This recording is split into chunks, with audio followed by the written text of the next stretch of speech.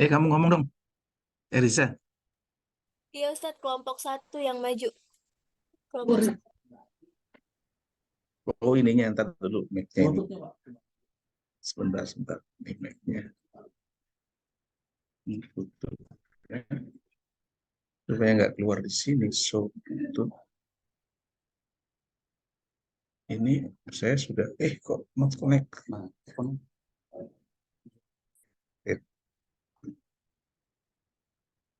Coba kamu bersuara lagi, siapa namanya Eriza? Ya, Ustadz. Dengar? Masih Pak Iwan, masih dengar nih. Oh, Zoom-nya, audionya seperti kemarin ya. Ini ya. Ini, ya kan? Ini sebentar, sebentar. Will take audio microphone array. Ini mana? Hah? Tes speaker.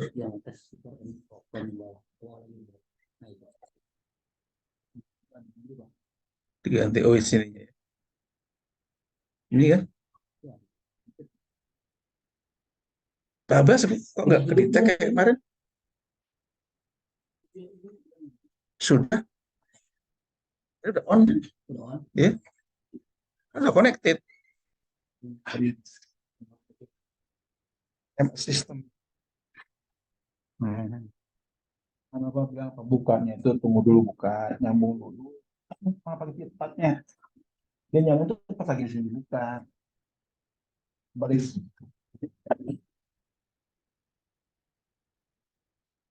Sebentar ya, sebentar. Ini lagi bego nih. Lagi bego pakai ini karena nggak keluar ininya. Dulu. Nah, itu nyadar dulu. Ininya. Mati, mati.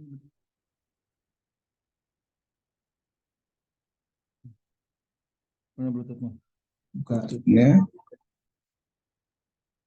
so Ya, Bluetooth device. not connected kan? Iya. Nah, buka dulu ininya. Oh, harus di situ ya dia. Ya, klik Connect. Hmm. Connected. Add ini. Nah, Connected. coba sekarang, nah, ini baru pasang pakai. Oh, di situ ternyata ya. Sekarang ini pakai nih. Nih.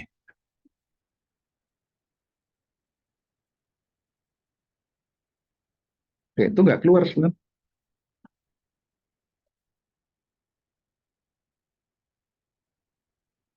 Tuh bunyi tung.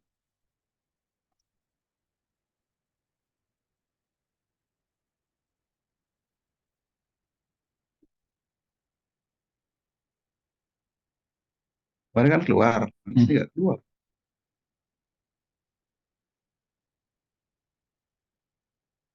Not connected.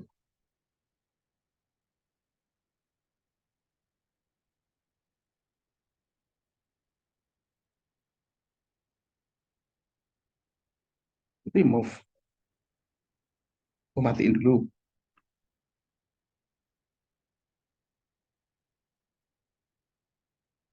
Bapak mesti beli yang kayak punya saya berarti. Hmm? Kemarin sudah tidak apa-apa sudah. Cuma saya mungkin tidak ini kan. Tuh diulang, diulang. Nggak usah Pak, jangan pakai dulu aja. Jangan pakai dulu. Terus?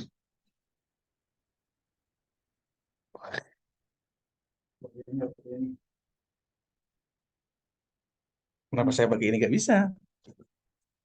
Bisa, Taufan. Sekarang udah kedengaran belum? Denger, cuman saya mau ya udah pakai itu ya. Udah nggak boleh. Saya pakai ini aja. Maksudnya biar biar ngerti gitu loh. Apa Ustadz, mungkin suara saya yang kekecilan kali ya? Nih, kok close. Di itunya coba Sat, di tempat Zoom-nya kan ada yang buat ngomong tuh Sat. Ntar dulu deh. Ya udah lanjut aja. Gak apa-apa. Udah nggak pakai itu apa? Nggak usah. Tapi suaranya kedengar keluar ini. Oke, kita lanjut saja. Ini jadi ada makrolinguistik, mikrolinguistik, sudah. Ini fonologi. Itu ada fonetik dan fonemik. Kemarin seperti saya jelaskan.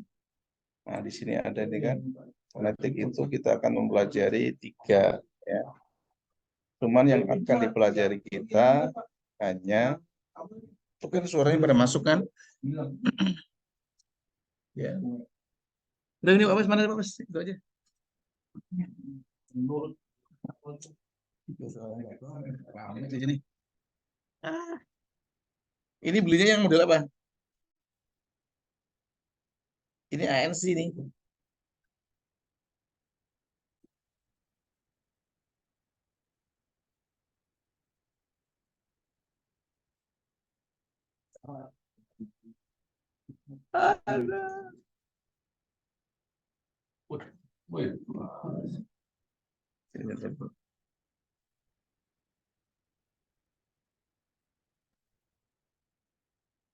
Ini udah masuk Pak Bas?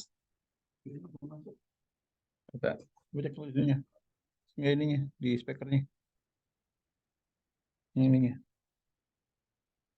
Nah, ini USB. Dicek ya kan? Dicek. Udah nyala kok, udah bawahnya tuh udah kuningnya. Ini juga sama, ganti. Nah ini ya. Di zoom-nya. Zoom-nya. USB, Logitech, speaker, ini Logitech.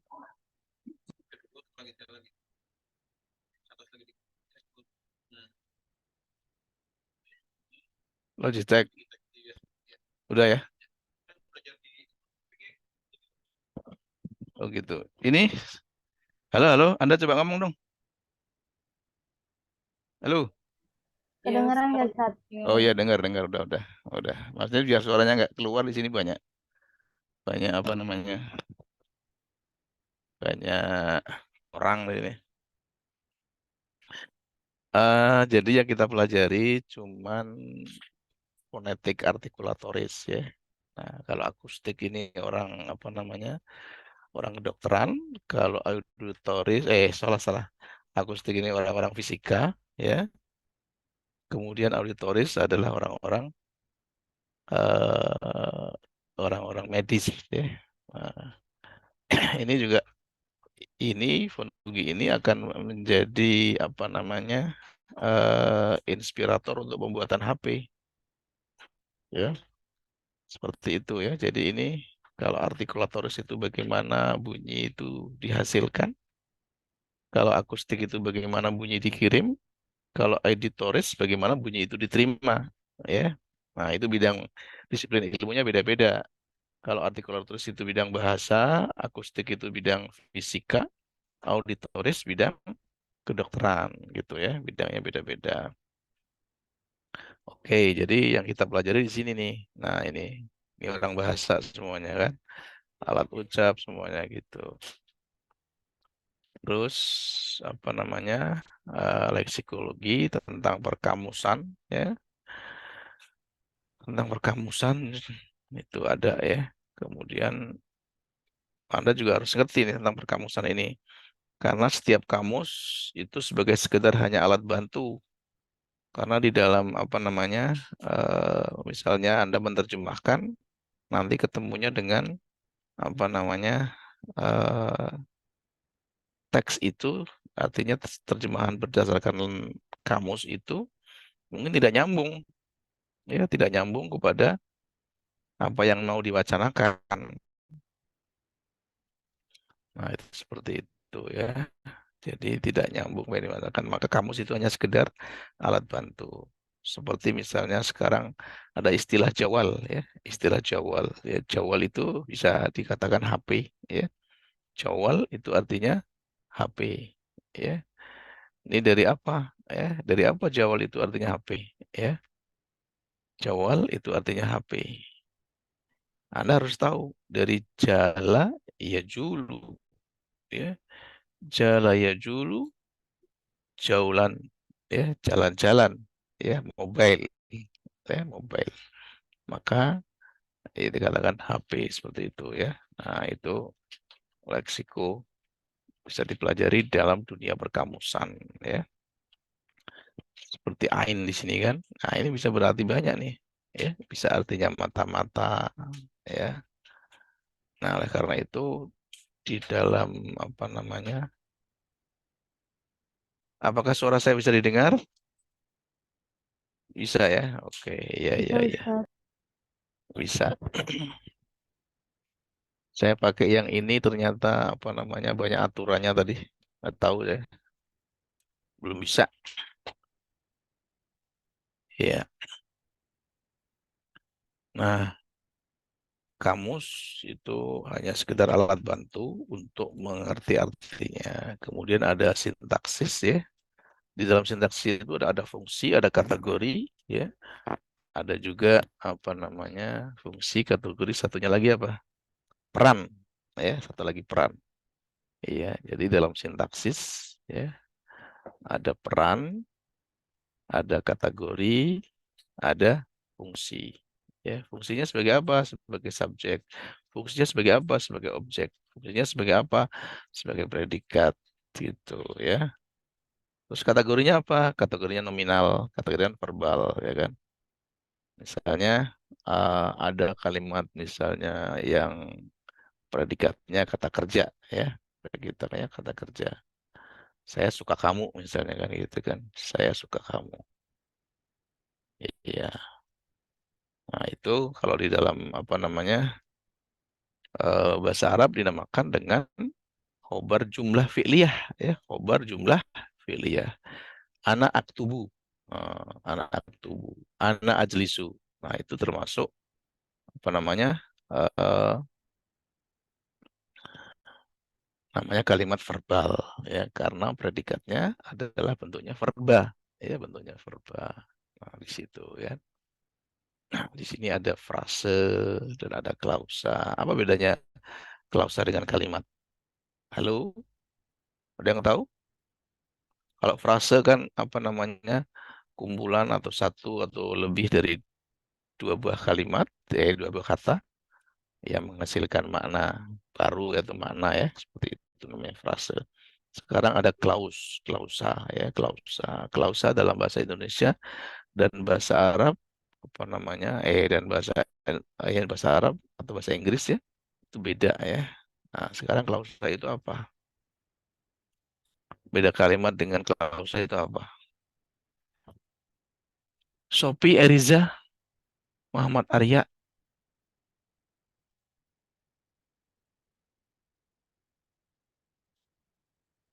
Dengarkan suara saya? Iya, dengar Ustaz.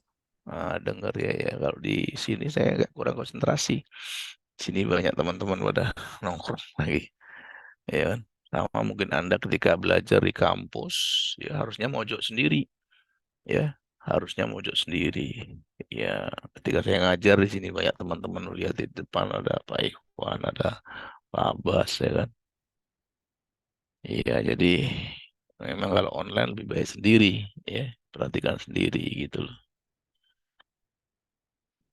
Ya, ini kelemahannya dari online seperti itu ya. Apalagi rasa ya atau emosi itu sudah terputus. Ya. Emosi saya dengan emosi kamu itu terputus. Apalagi ketika nggak buka kamera. Ini seperti Ali Fahri Rahman ya kan. Terus Abdurrahman ini kemana? Saya nggak tahu. Ya, ya lagi ngapain juga saya nggak tahu kan. Nah seperti itu. Makanya kalau mata kuliah yang sifatnya keterampilan nggak bisa kalau menurut saya pakai apa namanya online. Ya. Masuk juga kalau teori juga kalau Nahwu sama Sorof itu online itu nggak akan ngaruh gitu loh. Nggak ngaruh banget. Apalagi Anda sambil duduk dengan teman-teman ya di taman lah, di mana lah gitu kan. Apalagi ditambah lagi campur dengan ada kegiatan lain misalnya kan. Nah itu ya nggak masuk sama sekali. Makanya Anda perlu belajar sendiri ya seperti itu. Ya apa tadi bedanya klausa dan kalimat?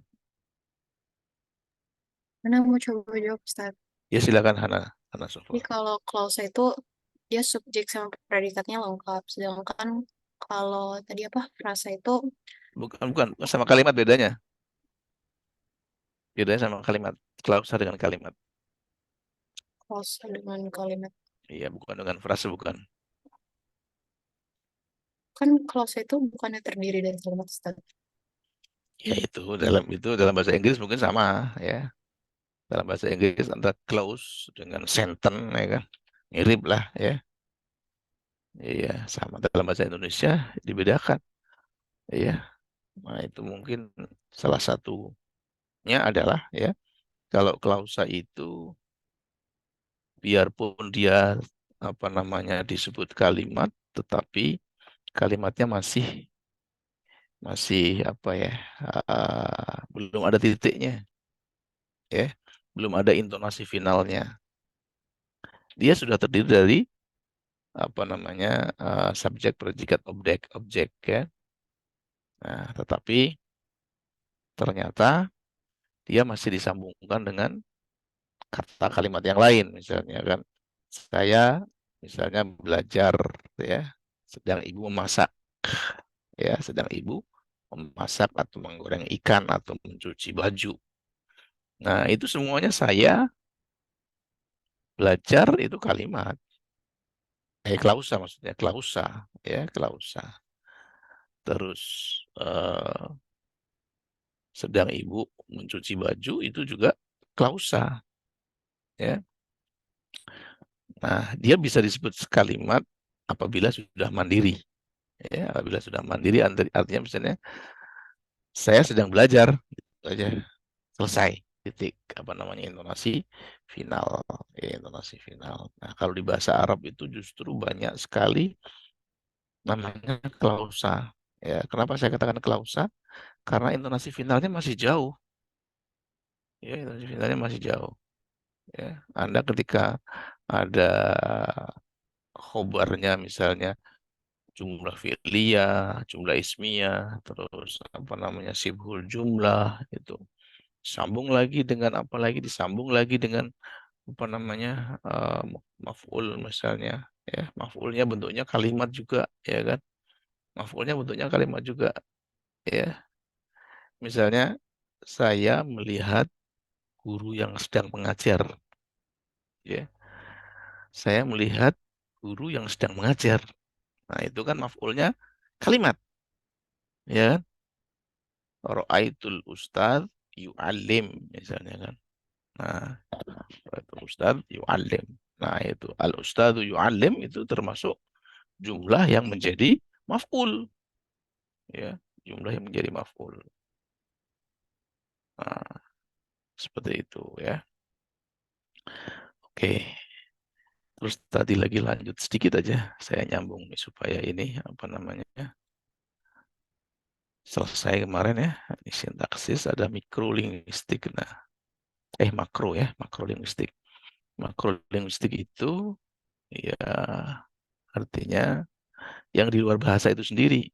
Ya, jadi bahasa ketika dihubungkan dengan jiwa itu psikolinguistik ya. Dihubungkan dengan apa ini saraf-saraf ini kan, ini neurolinguistik ya. Ini biasanya dipelajari oleh orang kedokteran, misalnya untuk penyembuhan apa namanya orang-orang stroke ya. Itu neurolinguistik, penyembuhan bahasa itu dipelajarinya di neurolinguistik. Termasuk mungkin dokter yang menangani Prof. Aceng itu harus di neurolinguistik gitu. Ya, Anda sedang belajar dengan Prof. Aceng nggak? Sedang ya? Belajar Ustaz. Iya, belajar kan. Nah, beliau hari ini apa namanya punya keterbatasan, ya, punya keterbatasan akibat dari sebuah gangguan, ya, gangguan neuronya, ya, gangguan apa namanya neuronnya, ya, itu urat-urat sarafnya terganggu sehingga apa yang diucapkan, apa yang diungkap itu menjadi tidak jelas, ya, menjadi tidak jelas, ya. Kemudian ketika bahasa dihubungkan dengan apa namanya status sosial ya, nanti kita belajarnya di sosiolinguistik ya. Nah, bidang terapannya pengajaran bahasa, penerjemahan, leksikografi, linguistik forensik. Nah, ini seperti itu ya. Nah, sekarang di sini ada linguistik interdisipliner, ya interdisipliner, sosiolinguistik misalnya, ya kan. Nah, ini yang tadi seperti tadi saya katakan, ya. Ini kata dalam bahasa Arab, syafakallah, semoga cepat sembuh, ya. Nah, seperti di bahasa Arab juga ahlan wa sahlan, ya. Anda tahu ahlan wa sahlan? Ahlan wa sahlan itu apa? Ya, ahlan wa sahlan bahasa Indonesianya apa? Hah? Mana ahlan wa sahlan? Hah? Apa Hana? Mana ahlan wa sahlan?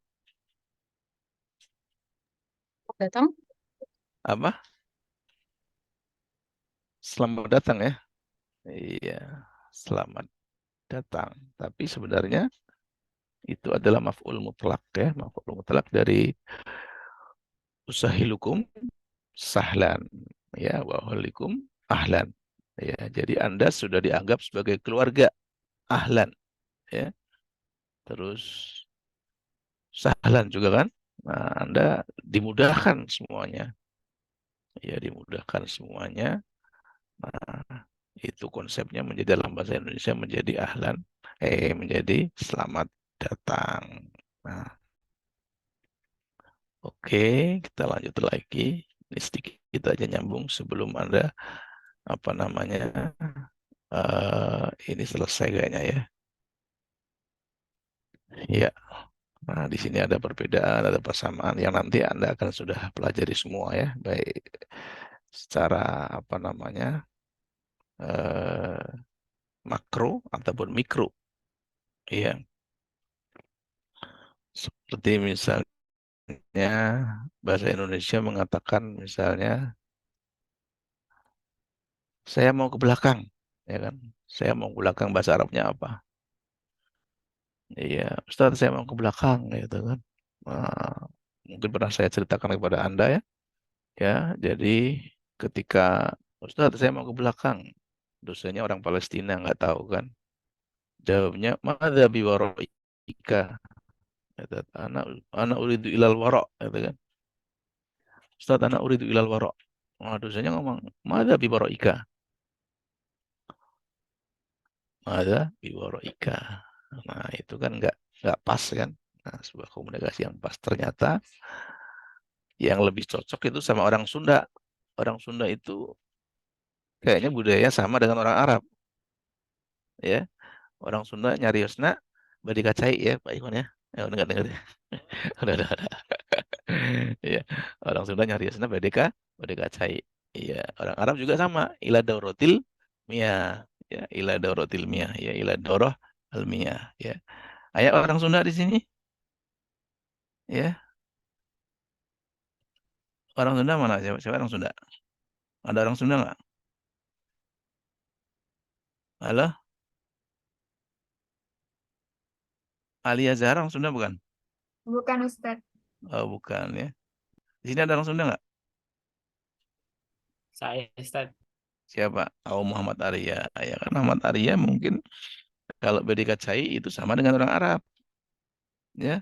Ila darotil miyah. Tapi kalau bahasa Indonesia mau ke belakang. Iya, mau ke belakang. Nah, itu budaya ya, orang Indonesia sama orang Sunda ya. Kalau orang Sunda itu sama dengan orang Arab itu kan. Mau ke belakang bedanya mau ke tempat air, ya kan. Orang Sunda juga nyariosna ya, BDK BDK Cai. Ya, betul nggak Arya? Tuh, Ustaz. Sama ya? Arya nyarios Sunda? Nyarias, Ustaz. Iya, nyarios ya. Iya. Lutfia ngerti ngerti nyarios? Enggak Ustadz. Nggak tahu loh. Gimana Arya? Coba terjemahin nyarios apaan katanya? Hmm? Arya? Nyarias tapi bicara. Nah, itu bicara katanya. Iya, nyarios mah bicara gitu kan. Iya, iya. Oke, sekarang Anda yang apa namanya presentasi ya. karena ya nggak usah pakai lama deh, ya kan. Saya lebih suka ngajar di rumah sebenarnya, kalau di sini tuh nggak fokus-fokus amat gitu kan. Iya, oke ya. Silakan silakan. Apa namanya, Eriza ya. Sebelum apa namanya PPT-nya nanti dikumpulkan aja di Drive ya, dikumpulkan aja di Drive. Nah, tapi karena belum ada di sini ya, nah, coba dikirim di kolom chat dulu makalah dan PPT-nya ya. Nanti ketika ada sesuatu yang kurang-kurang atau lebih bisa kita diskusikan bersama ya. Eriza, silahkan PPT-nya dikirim di sini ya sama makalahnya. Terima kasih ya. Maaf ya, di sini saya akan ambil makan juga nih saya. Tadi belum makan masalahnya. Nggak jadi makan ya. Iya ya, oke. Makasih. Mungkin buat moderator kelompok 1 langsung dimulai aja. Dikirim Ya, dulu terima kasih. ininya. Ya, dikirim dulu ininya apa namanya? Sedang dikirim Ustaz. Oh iya. Oke, ya ya ya. Saya izin mulai, Ustaz. Ya, silakan. Bismillahirrahmanirrahim. Assalamualaikum warahmatullahi wabarakatuh. Yang terhormat Ustadz Cakam Failasuf, selaku dosen mata kuliah Anakon Anakes, dan yang saya hormati teman-teman kelas 3C3D yang berbahagia. Makan. Pertama-tama, marilah kita panjatkan puji syukur kepada Allah Subhanahu wa Ta'ala karena telah memberikan rahmat kesehatan dan keselamatan sehingga kita dapat berkumpul meskipun di Zoom Meet kali ini. Kami dari kelompok 1 akan mempresentasikan materi dengan judul Analisis Kontrastif Tataran Fonologi. Perkenalkan, nama saya Fatahil Anwar yang akan bertugas sebagai moderator pada hari ini.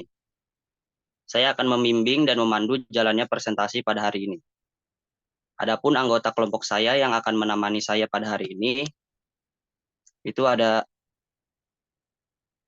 Alwiyah, Lutfiyah, Eriza Rahmawati, Sofie Andini, kemudian Syifa Nadia. Sedangkan rangkaian acara yang akan kita lewati adalah sesi pembukaan moderator, penyampaian dan penyajian materi, tanya jawab, kemudian yang terakhir ada penutup. Baik teman-teman, langsung saja kita masuk ke sesi yang pertama, yakni pembukaan presentasi atau diskusi pada hari ini akan saya buka dengan mengucapkan lafaz basmalah. Bismillahirrahmanirrahim. Selanjutnya adalah materi yang pertama tentang fonem segmental dan fonem suprasegmental. Di sini akan dibahas pengertiannya, perbedaannya, dan lebih jelasnya akan dijelaskan oleh teman saya, Sofia Andini. Kepadanya saya persilahkan. Oke, terima kasih moderator. Materi yang pertama yaitu fonem segmental dan suprasegmental. Fonem segmental adalah vokal dan konsonan dalam fonologi ataupun fonem-fonem yang berupa bunyi yang didapati sebagai hasil segmentasi terhadap arus ujaran. Fonem suprasegmental adalah jalinan atau susunan bunyi yang dapat membedakan seperti suatu kata dengan kata yang lain. Di antara cirinya ialah sifat bunyi yang menindih atau mempunyai sesuatu fonem. Selanjutnya, fonem suprasegmental itu sesuatu yang menyertai fonem tersebut. Fonem suprasegmental tidak bisa dipisahkan dari suatu fonem. Contoh, misal kata ibu hanya sekadar teks atau segmental, namun bila kita menambah nada tinggi menjadi ibu, ini bisa diartikan membentak dan ini tidak bisa dipisahkan dari fonem itu sendiri. Selanjutnya saya kembalikan ke moderator.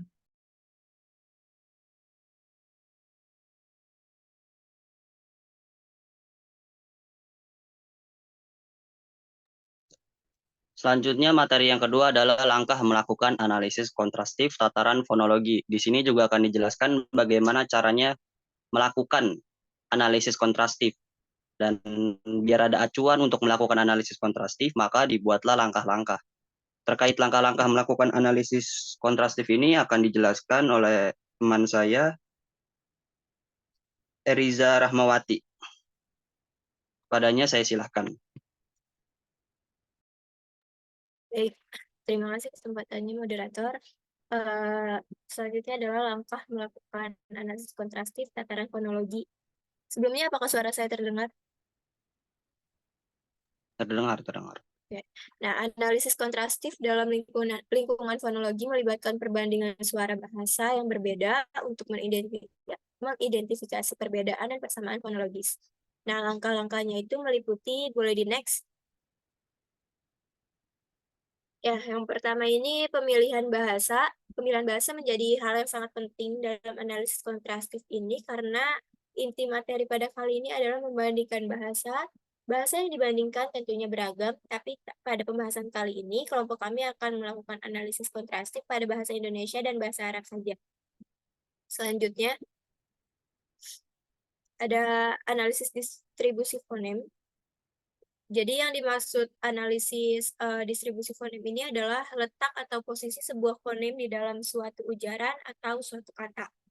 Nah, secara umum fonem itu dapat dibedakan pada posisi awal kata atau di tengah kata maupun di akhir kata. Nah, secara khusus ada fonem yang dapat berada pada ketiga posisi itu dan ada pula yang hanya berada pada posisi awal ataupun pada posisi akhir. Nah, di sini ada fonem vokal. Fonem vokal di sini ada contohnya tuh fathah, kasroh, doma, dan huruf panjang. Nah, semua fonem vokal dalam bahasa Arab dapat menempati posisi tengah maupun posisi akhir kata ataupun awal. Kalau di bahasa Indonesia itu ada A, I, U, E, dan O. Nah, semua fonem vokal dalam bahasa Indonesia dapat menempati posisi awal, tengah, maupun akhir kata juga. Boleh di next. Selanjutnya itu ada fonem konsonan. Fonem konsonan itu selain huruf vokal. Nah, semua fonem konsonan dalam bahasa Indonesia dapat mendapati posisi di awal, tengah, maupun akhir, kecuali fonem C, Y, V, Q, itu tidak bisa menempati posisi di akhir kata. Sementara di huruf hijaiyah, semua fonem konsonan dalam bahasa Arab dapat menempati posisi awal, tengah, maupun akhir kata. Untuk selanjutnya, saya kembalikan kepada moderator. Terima kasih.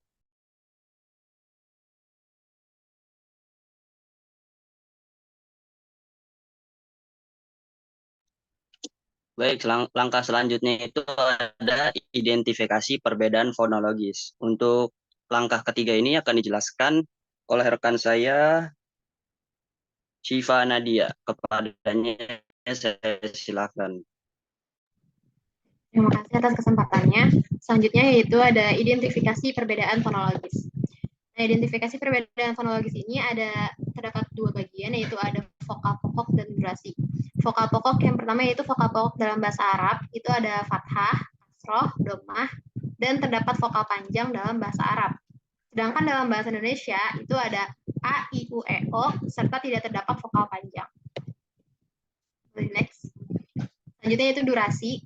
Di dalam bahasa Arab dan bahasa Indonesia terdapat penggunaan durasi. Hanya saja penggunaan durasi dalam bahasa Arab sangat berpengaruh terhadap perubahan makna. Sedangkan penggunaan durasi dalam bahasa Indonesia tidak berpengaruh terhadap perubahan maknanya. Jadi next. Selanjutnya itu ada klasifikasi perbedaan. Nah, klasifikasi perbedaan ini ada klasifikasi vokal yang dibagi menjadi 3. Yaitu ada yang pertama yaitu vokal berdasarkan tinggi rendahnya posisi lidah. Vokal berdasarkan tinggi rendahnya posisi lidah ini dibagi menjadi 3 lagi. Itu ada vokal tinggi. Vokal tinggi yaitu vokal yang ketika dilafalkan lidah terangkat ke atas rongga mulut. Yang termasuk vokal tinggi dalam bahasa Arab yaitu domah pendek, domah panjang, kasroh pendek, dan kasroh panjang. Sedangkan yang termasuk vokal tinggi dalam bahasa Indonesia yaitu huruf I dan U. Yang kedua itu ada vokal sedang. Vokal sedang yaitu vokal yang ketika dilafalkan lidah terangkat dan berada di posisi tengah-tengah. Yang termasuk vokal sedang dalam bahasa Arab yaitu fathah pendek, sedangkan yang termasuk vokal sedang dalam bahasa Indonesia yaitu E dan O. Selanjutnya yaitu vokal rendah. Vokal rendah yaitu vokal yang ketika dilafalkan lidah tidak terangkat dan berada di bawah jauh dari langit-langit mulut. Yang termasuk vokal rendah dalam bahasa Arab yaitu fathah panjang. Sedangkan yang termasuk vokal rendah dalam bahasa Indonesia yaitu A. Selanjutnya itu vokal berdasarkan bagian lidah yang bergerak. Ini juga dibagi menjadi 3. Yang pertama itu ada vokal depan. Vokal depan itu vokal yang ketika dilafalkan pangkal lidah terangkat. Yang termasuk ke dalam vokal depan dalam bahasa Arab yaitu ada kasrah pendek dan kasrah panjang. Sedangkan yang termasuk vokal depan dalam bahasa Indonesia yaitu huruf I dan E. Selanjutnya vokal tengah. Vokal tengah yaitu vokal yang ketika dilafalkan tengah lidah terangkat. Yang termasuk vokal tengah dalam bahasa Arab yaitu fathah pendek dan fathah panjang. Sedangkan yang termasuk vokal tengah dalam bahasa Indonesia yaitu E dan A. Selanjutnya ada vokal belakang, yaitu vokal yang ketika dilafalkan ujung lidah menjadi terangkat. Yang termasuk vokal belakang dalam bahasa Arab yaitu domah pendek dan domah panjang. Sedangkan yang termasuk vokal belakang dalam bahasa Indonesia yaitu U dan O. Selanjutnya ada vokal berdasarkan bentuk bibir. Ini juga terbagi menjadi 3. Yang pertama itu ada vokal bulat. Vokal bulat ini ketika melafalkan itu mulut menjadi bulat. Yang termasuk vokal bulat dalam bahasa Arab yaitu seperti domah pendek dan domah panjang. Sedangkan yang termasuk vokal bulat dalam bahasa Indonesia yaitu U dan O. Selanjutnya vokal tidak bulat, yaitu ketika dilafalkan kedua bibir tidak menjadi bulat. Yang termasuk vokal tidak bulat dalam bahasa Arab yaitu ada fathah pendek, fathah panjang, kasrah pendek, dan kasrah panjang. Sedangkan yang termasuk vokal tidak bulat dalam bahasa Indonesia yaitu E dan I. Yang terakhir itu ada vokal netral. Vokal netral yaitu vokal yang diucapkan dengan bentuk bibir dalam posisi netral atau bibir tidak bulat dan tidak terbentang lebar. Yang termasuk dalam vokal netral dalam bahasa Indonesia yaitu A, sedangkan dalam bahasa Arab itu terdapat vokal netral. Dalam bahasa Arab tidak terdapat vokal netral. Boleh dilanjut? Baik, selanjutnya saya kembalikan ke moderator. Oke, selanjutnya setelah tadi ada klasifikasi vokal, sekarang ada klasifikasi konsonan yang akan dijelaskan oleh rekan saya Aluyah. Padanya saya silakan. Baik, terima kasih moderator. Selanjutnya ada klasifikasi konsonan yang dibagi menjadi 3. Yang pertama ada pembagian konsonan menurut makhrajnya atau makhrajul huruf. Pertama ada konsonan bilabial aswat atau al-aswat asy-syafawiyah. Konsonan bilabial yaitu bunyi yang dihasilkan dengan cara mempertemukan antara bibir atas dan bibir bawah. Kedua bibir tersebut terkatup rapat sehingga udara dari paru-paru tertahan untuk sementara waktu sebelum katup itu dilepaskan.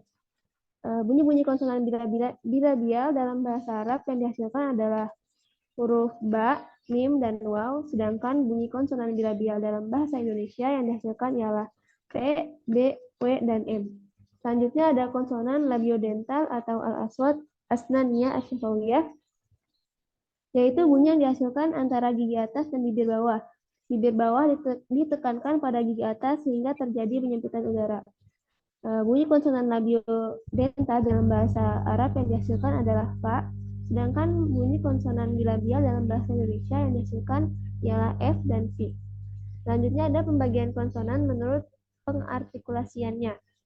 Pertama ada konsonan hambat atau letupan atau stop, yaitu al-aswat infijariyah, yaitu adalah bunyi yang ketika diartikulasikan mendapat hambatan kuat dari organ bicara dan tidak terdapat jalan keluar udara, baik dari hidung atau dari samping kiri dan kanan mulut, sehingga udara terketup di belakang organ bicara tersebut. Konsonan yang terjadi dengan cara inilah yang disebut dengan bunyi letupan. Yang termasuk konsonan ini dalam bahasa Arab adalah to, kaf, ta, ba, dot, dal, dan kof. Sedangkan konsonan ini dalam bahasa Indonesia, bunyi konsonan yang dihasilkan ialah p, b, d, c, dan k. Selanjutnya ada konsonan getaran atau trill, al-aswat at-tikrariyah. Bunyi getaran terjadi seiring dengan artikulator aktif melakukan kontak beruntun dengan artikulator pasif, sehingga getaran bunyi itu terjadi berulang-ulang. Yang termasuk konsonan ini dalam bahasa Arab ialah huruf ro, sedangkan konsonan ini dalam bahasa Indonesia yang dihasilkan adalah r. Selanjutnya ada pembagian konsonan menurut posisi pita suara atau ausar sautiyah. Bila ditinjau dari faktor keadaan pita suara sebagai alat artikulasi, maka konsonan dapat diklasifikasikan kepada konsonan bersuara dan konsonan tidak bersuara.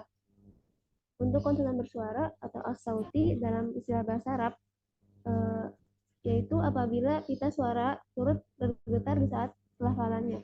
Yang termasuk bunyi konsonan ini dalam bahasa Arab terdiri dari 15 huruf, sedangkan yang termasuk bunyi konsonan bersuara dalam bahasa Indonesia terdiri dari 14 huruf. Terakhir ada konsonan tidak bersuara atau as-samitah. Konsonan tidak bersuara yaitu apabila pita suara tidak turut bergetar ketika bunyi-bunyi diartikulasikan. Yang termasuk bunyi konsonan ini dalam bahasa Arab terdiri dari 13 huruf, sedangkan yang termasuk bunyi konsonan bersuara dalam bahasa Indonesia terdiri dari 11 huruf.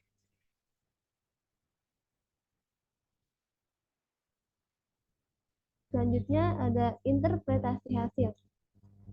Setelah melakukan perbandingan antara fonem segmental dan suprasegmental bahasa Arab dan bahasa Indonesia, telah ditemukan beberapa perbedaan yang diprediksikan akan menimbulkan kesulitan yang berujung pada kesalahan berbahasa yang mungkin akan dialami oleh peserta didik. Dalam interpretasi hasil isinya adalah kesimpulan atau hasil dari implikasi keterkaitan antara kedua bahasa. Baik, untuk selanjutnya saya kembalikan kepada moderator. Baik, terima kasih Aluya atas pemaparannya. Next. Nah, selanjutnya ada materi menyimpulkan analisis kontrastif tataran fonologi. Jadi setelah kita mengetahui langkah-langkahnya dan kita juga udah tahu interpretasi hasil atau implikasi keterkaitan antara bahasa Indonesia dan bahasa Arab, kita bisa menyimpulkan analisis kontrastif atau analisis perbandingan antara bahasa Indonesia dengan bahasa Arab. Nah, untuk penyimpulannya ini akan dijelaskan oleh rekan saya, Lutfia. Kepadanya saya silakan. Ya, terima kasih Bata atas kesempatannya. Selanjutnya itu menyimpulkan analisis kontrastif tataran fonologi.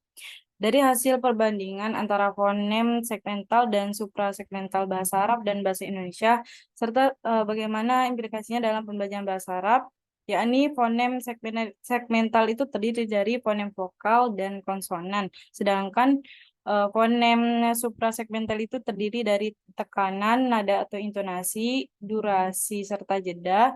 Maka dapat disimpulkan fonem segmental dalam bahasa Arab itu terdiri dari fonem vokal dan konsonan. Fonem vokal terdiri dari vokal pendek dan vokal panjang, serta ada 28 huruf konsonan hijaiyah.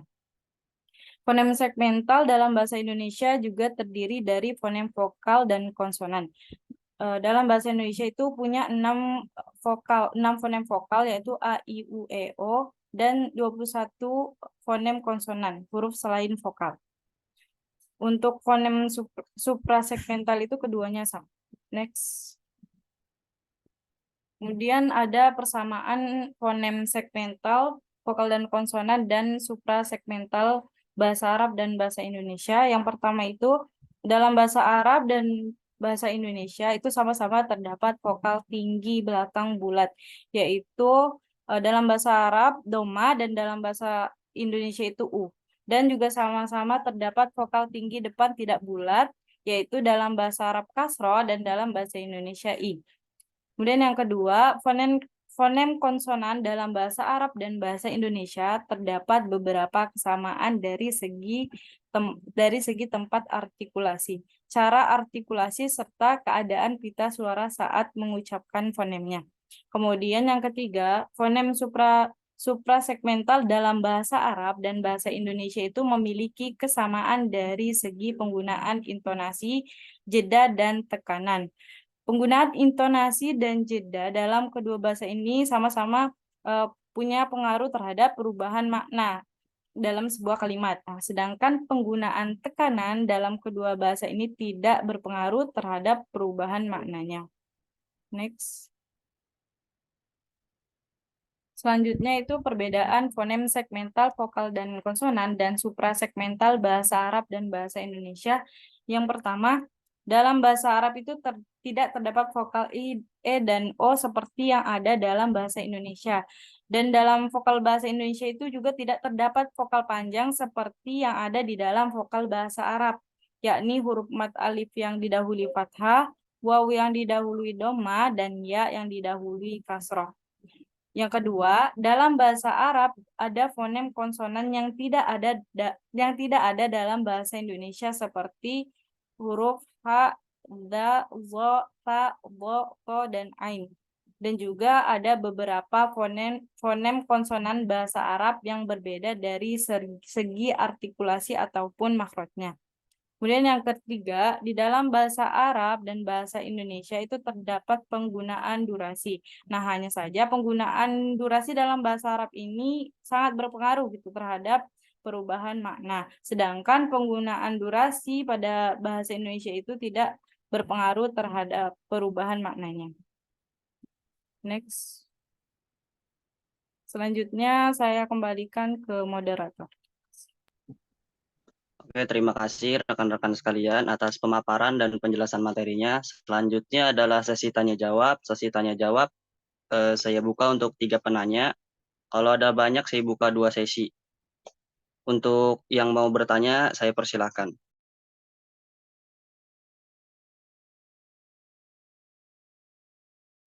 Yang pertama ada Diana nih. Yang pertama ada Diana, kepada Diana saya silakan. Nah, ya, terima kasih sebelumnya atas kesempatannya. Mau nanya di ini analisis kontrastif dalam lingkup fonologi itu kan melibatkan perbandingan suara bahasa yang berbeda untuk mengidentifikasikan perbedaan dan persamaan fonologis. Itu bisa tolong dikasih contoh perbedaan dan persamaan secara fonologisnya? Jelas ya?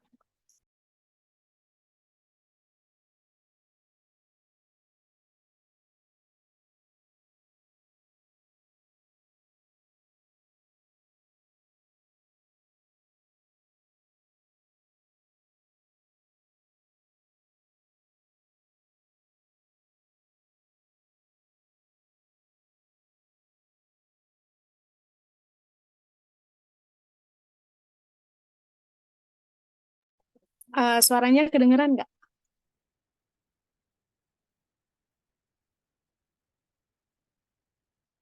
Diulang ya pertanyaannya. Analisis kan pada analisis kontrastif melibatkan perbandingan suara data untuk Diana, mengidentifikasikan suaranya perbedaan dan patah. ya Allah. Apa ya? Udah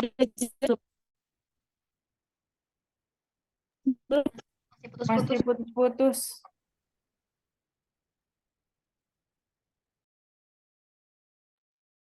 Udah jelas? Udah jelas. Oke. Kan pada analisis kontrastif dalam lingkup fonologi melibatkan perbandingan suara bahasa yang berbeda untuk mengidentifikasikan perbedaan dan persamaan fonologis. Itu boleh tolong dikasih contoh perbedaan dan persamaan secara fonologisnya? Gimana, jelas? Jelas. Oke, terima kasih atas pertanyaannya. Terima kasih kembali.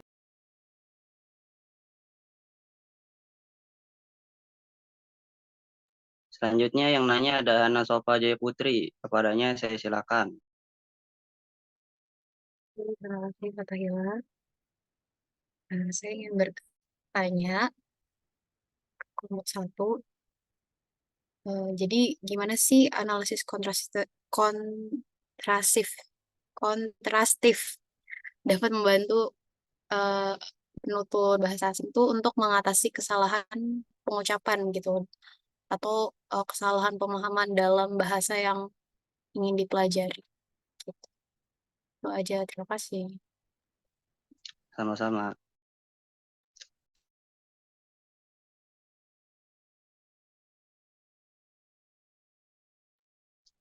Untuk tanya jawab ada tersedia 1 orang lagi. Yang mau nanya silahkan.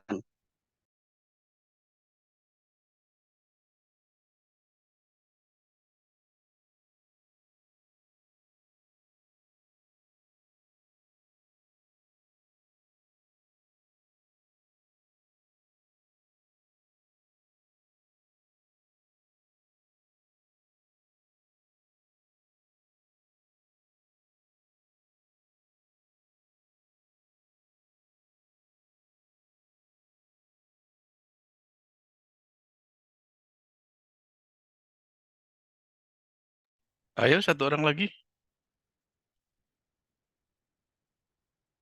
Ismail,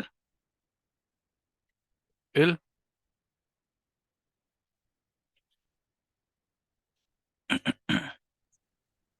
Hadir, Ustaz. ada deh. Satu orang lagi. Wah, kalau nggak ada jawab aja deh. Biar cepat selesai nih. Oke, biar karena supaya cepat selesai langsung aja saya jawab. Saya mau jawab pertanyaannya Hana dulu. Gimana analisis kontrastif dapat membantu penutur bahasa asing dalam kesalahan pengucapan dan pemahaman dalam bahasa yang dipelajari? Karena kan analisis kontrastif ini menganalisis yang lebih ke arah perbandingan. Jadi kalau misalkan kita ambil contoh, yang mau kita ambil adalah perbandingan bahasa Arab dengan bahasa Indonesia. Gimana sih supaya kita orang Indonesia bisa ngomong bahasa Arab yang pengucapannya dan pemahamannya itu kita paham lah gitu. Ya karena analisis kontrastif ini kan membandingkan. Jadi baik dari segi pengucapan, dari fonem-fonemnya, dari artikulasinya, itu kan semuanya dibandingkan.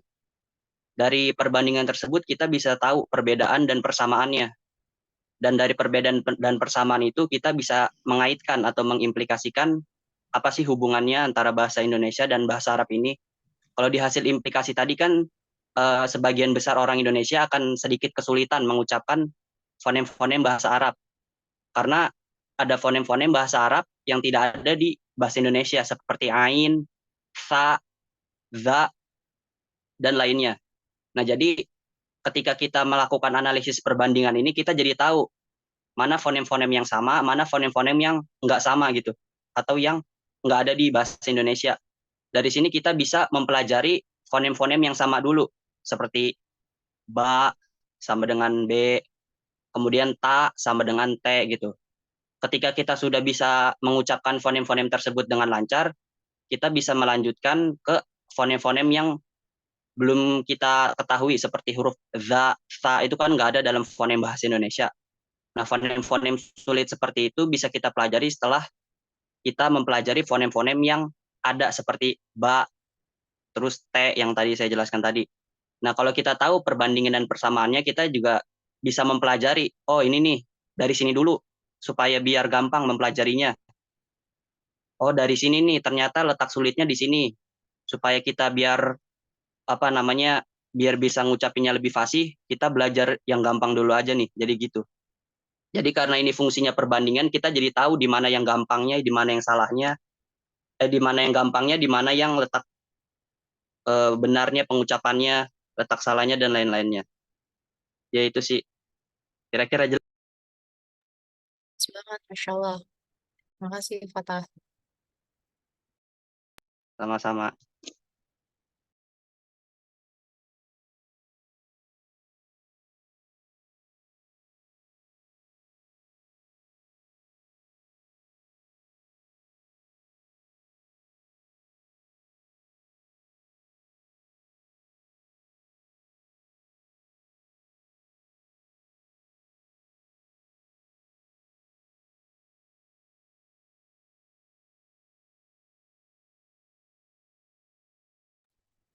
Udah belum? Belum, satu Halo? lagi. Satu lagi? Satu lagi. Iya, iya. Ya udah langsung aja pertanyaannya Diana. Contoh apa tadi? Entar dulu, lupa. Tadi yang jawab ini Fatahillah semua. Oh ya udah yang lain Ustaz. Yang lain mana? Yang buat Fatahillah ya? Hmm? Bukan Ustaz, yang bikin rame-rame. Oh gitu. Rame-rame ya? Iya, iya, iya. Oke, oke. Nanti saya cermati sesuai dengan apa namanya rambu-rambu yang saya kirimkan kepada Anda.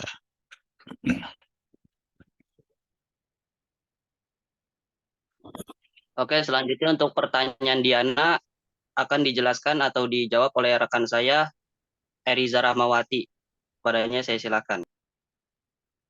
Baik, terima kasih moderator atas kesempatannya. Mungkin pertanyaan Diana itu sebelumnya contoh perbedaan dan persamaan dari fonologis baik dari bahasa Arab ataupun bahasa Indonesia ya.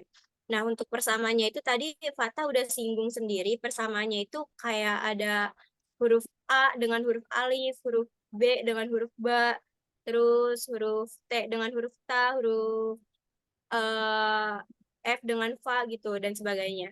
Nah, untuk yang perbedaannya itu tadi juga Fata udah sempat singgung kayak huruf Ain itu nggak ada di bahasa Indonesia. Sementara kalau misalkan kita pengen pakai bahasa Indonesianya Ain, jadinya kayak ada huruf A dikutik satu gitu. Sampai sini udah paham atau kurang, Diana? Oh, maksud perbedaannya perbedaan sama persamaannya cuma di situ ya, nggak kayak misalnya contoh kata gitu, nggak ada. Emang di situ. Ada nggak kayak contoh Karena katanya? kan fonem itu bunyi ya. Mungkin Hmm. contohnya itu ya dari katanya itu, karena kata itu apa, dari hurufnya itu, kalau huruf itu dibentuk ke kata, jadi kan juga ada perbedaannya di situ gitu. Oke, itu baru perbedaannya ya. Persamaannya apa sama aja? Iya, persamaannya yang tadi disinggung sama kata huruf A dengan huruf alif itu kan sama ya kalau kita baca gitu. Emang alif bisa dikasih harokat. Iya, kayak misalkan kalau misalkan huruf A dengan fathah itu jadinya sama dengan huruf A di Indonesia. Ya, huruf alif maksudnya huruf alif hamzah dengan fathah itu jadinya sama dengan huruf A di bahasa Indonesia gitu. Huruf eh, B dengan fathah itu bisa sama dengan huruf ba, huruf T dengan fathah gitu. Kan kalau misalkan huruf ta, T dengan A di bahasa Indonesia itu bisa dengan huruf ta dengan fathah, kalau huruf T gitu, gitu loh. Paham gak, Diana? Iya, iya, iya, paham, paham. Oke, terima kasih ya atas penjelasannya. Iya, terima kasih atas pertanyaannya, Diana. Nah, iya, jadi kayak gitu jawabannya. Jadi selain font-fontnya itu ada juga perbedaan-perbedaan di makhrajul hurufnya ataupun di pengartikulasiannya.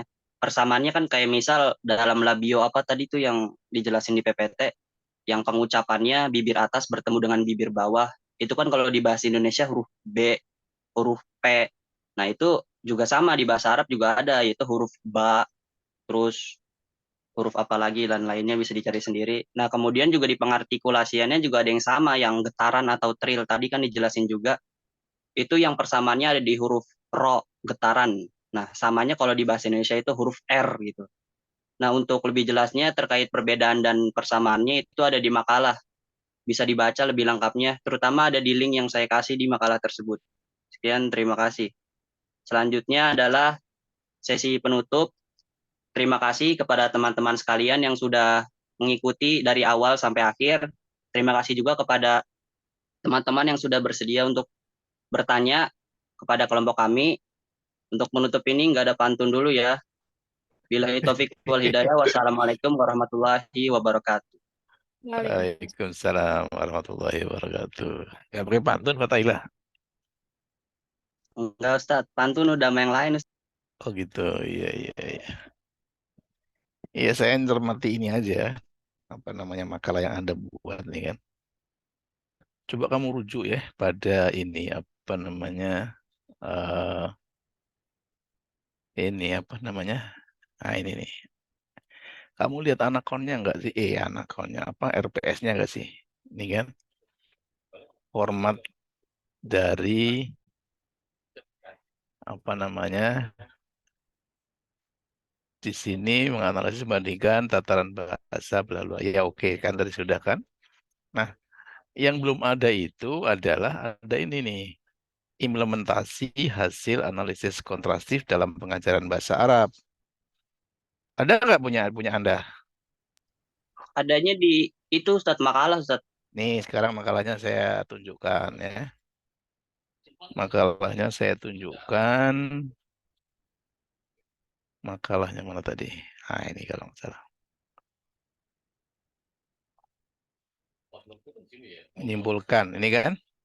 Halo, ini menyimpulkan kan? Implementasinya mana?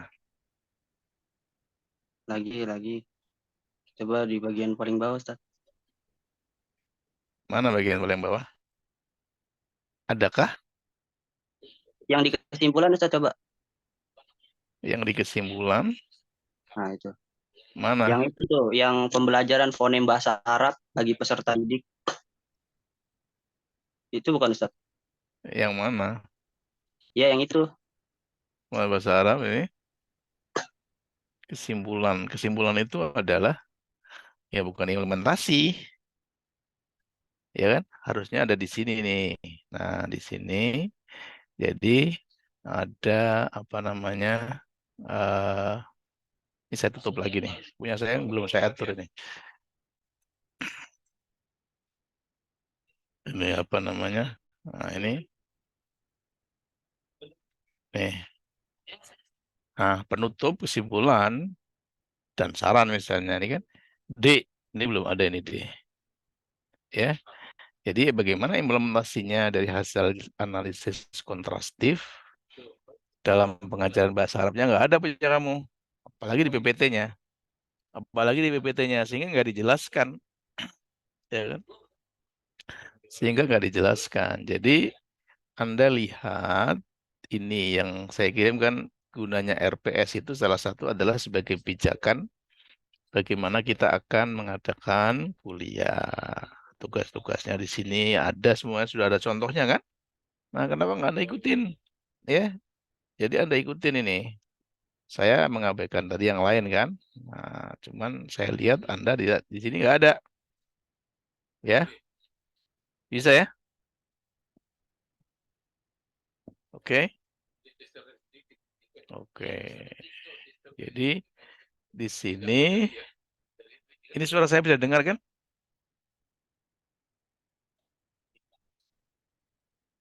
Iya, iya, iya. Nah, satu lagi nih.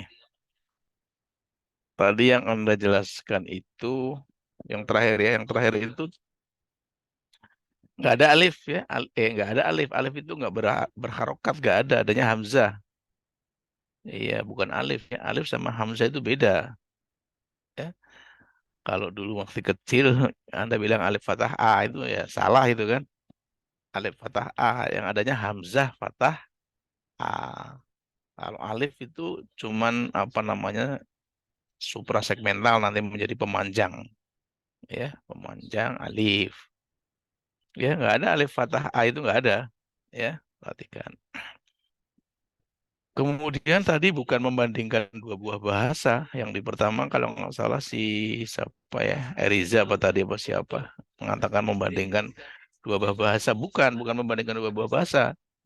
Membandingkan dua buah apa namanya membandingkan eh, ditambahi ya dua buah bahasa yaitu bahasa yang dimiliki dan bahasa yang dipelajari ya bahasa yang dimiliki dan bahasa yang dipelajari. Jadi dalam analisis kuantitatif itu yang dibandingkan bukan hanya apa namanya sekedar dua buah bahasa ya tetapi bahasa yang dimiliki oleh apa namanya peserta didik dan bahasa yang dipelajari oleh peserta didik seperti itu ya. Jadi seperti itu ya. Deh, waktunya sudah habis ini. Bentar lagi juga ngajar lagi. Oke, kalau gitu sementara sampai di sini dulu ya. Apa namanya jumpa kita di ini ya. Saya lebih suka ngajar di rumah sebenarnya kalau begini ya. Di sini rame, kebetulan lagi rame nih kan. Kalau pagi itu sepi, sekarang rame ya kan. Oke ya, saya pikir sampai di sini dulu ya. Ilahuna naktafi. Wassalamualaikum warahmatullahi wabarakatuh. Waalaikumsalam warahmatullahi wabarakatuh. Syukran. Ya, saya izin keluar ya.